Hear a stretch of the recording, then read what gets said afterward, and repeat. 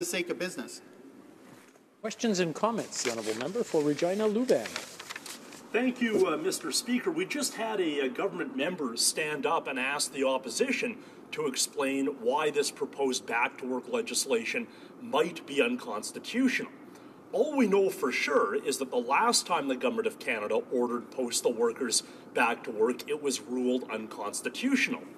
A way that we might be able to figure out whether this proposed legislation is also unconstitutional is by having a full debate on it in this House and by having a rigorous study of it at committee. So if even Liberal MPs are asking whether or not this legislation is constitutional, that really seems to make the case against this motion to accelerate the back-to-work legislation and in favor of doing our due diligence as parliamentarians. Now, Mr. Speaker, something else the government has said that is a bit rich is we heard the Minister of Public Services and Procurement say that other countries have stopped delivering mail to Canada, as though this is some sort of international crisis. I think it's pretty important to put on record that the reason other countries aren't delivering mail to Canada is that Canada Post itself has asked them not to.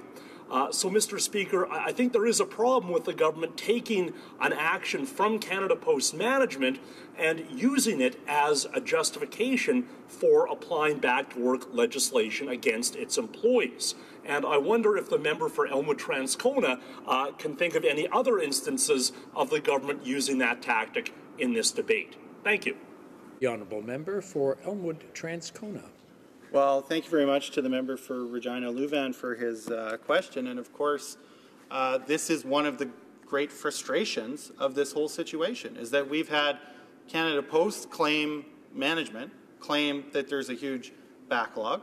We've got reports from the people that actually work in the facilities where the trucks are say that those numbers are hugely overinflated.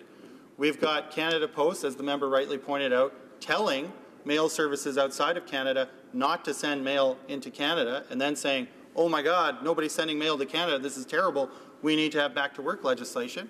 We've got a minister who herself earlier got up and talked about people's assistance checks not being delivered and failed to mention the fact that actually Canada Post management told their employees that they weren't allowed to deliver that mail.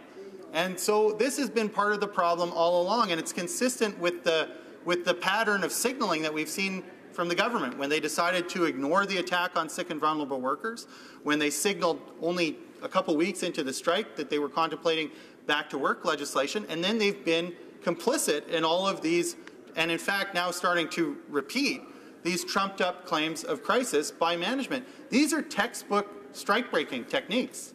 It's not a mystery what they're doing or where the ideas come from. This is the way that these things are done. And to see a government that says that it's pro-labor and that it wants to defend the middle class and it wants to have a good relationship with Canada's unions, using the textbook techniques of strike breaking right here in this place and with their legislation is just too much to take, frankly. It makes me really angry, and I hope that Canadians that are out there who are working people and want fairness in their workplace and fair wages are paying attention and can see through this sham.